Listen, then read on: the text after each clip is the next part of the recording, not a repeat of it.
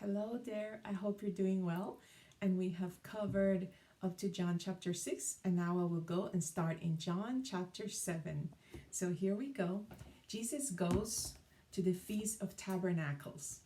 After this, Jesus went around in Galilee, purposely staying away from Judea because the Jews there were waiting to take his life.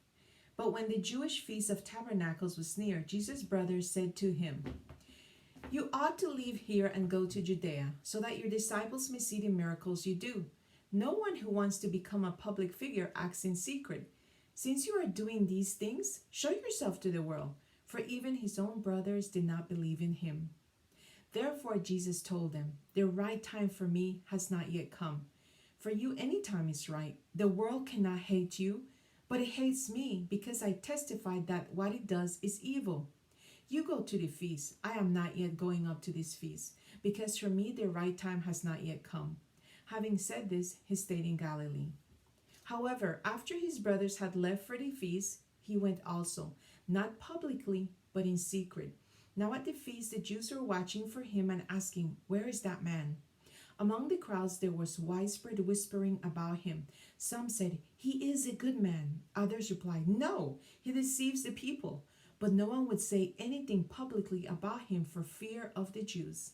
Jesus teaches at the feast. Now until halfway through the feast did Jesus go up to the temple courts and begin to teach. Not until. The Jews were amazed and asked, "How did this man get such learning without having studied?" Jesus answered, "My teaching is not my own. It comes from him who sent me. If anyone chooses to do God's will, he will find out whether my teaching comes from God or whether I speak on my own. He who speaks on his own does so to gain honor for himself. But he who works for the honor of the one who sent him is a man of truth. There's nothing false about him. Has not Moses given you the law? Yet none of you keeps the law. Why are you trying to kill me?" "You are demon possessed," the crowd answered. "Who is trying to kill you?" Jesus said to them, "I did one miracle and you are all astonished.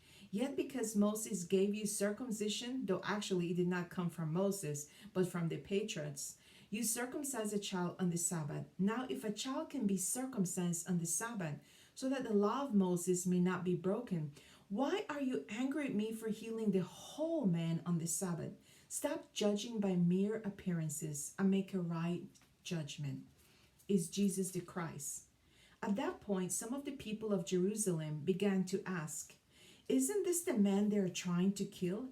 Here he is speaking publicly, and they are not saying a word to him. Have the authorities really concluded that he is the Christ? But we know where this man is from. When the Christ comes, no one will know where he is from."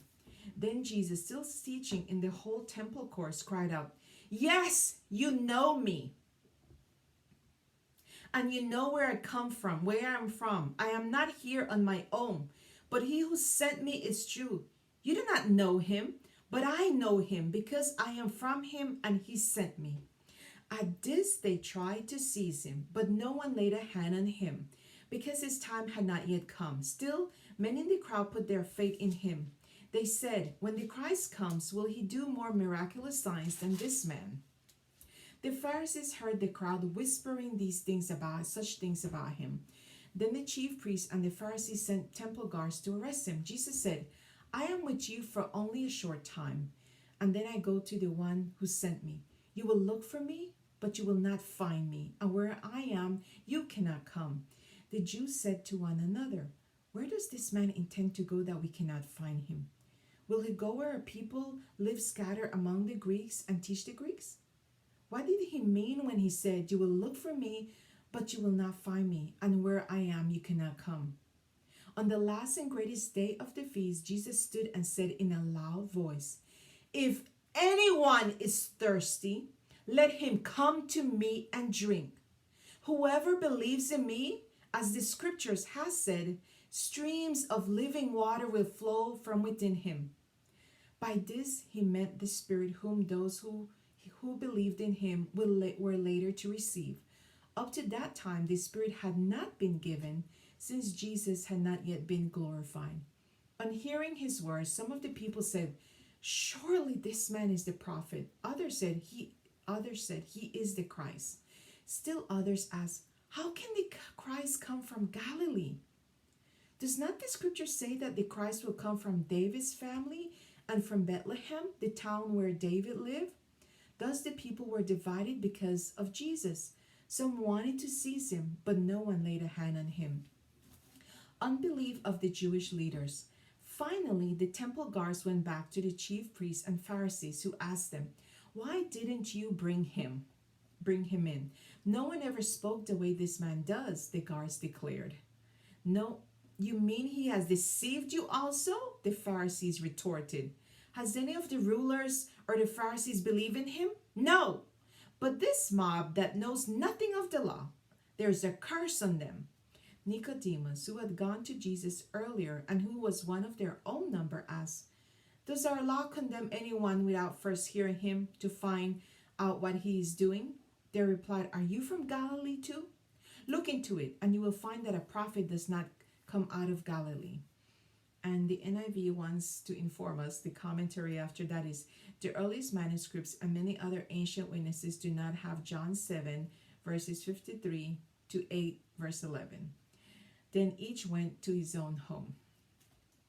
So that is the end of chapter 7. God willing, we will keep going and we will finish the book of John. So I hope you're having a great day. Take care of yourself. God be with you. Be encouraged. Thank you. Bye.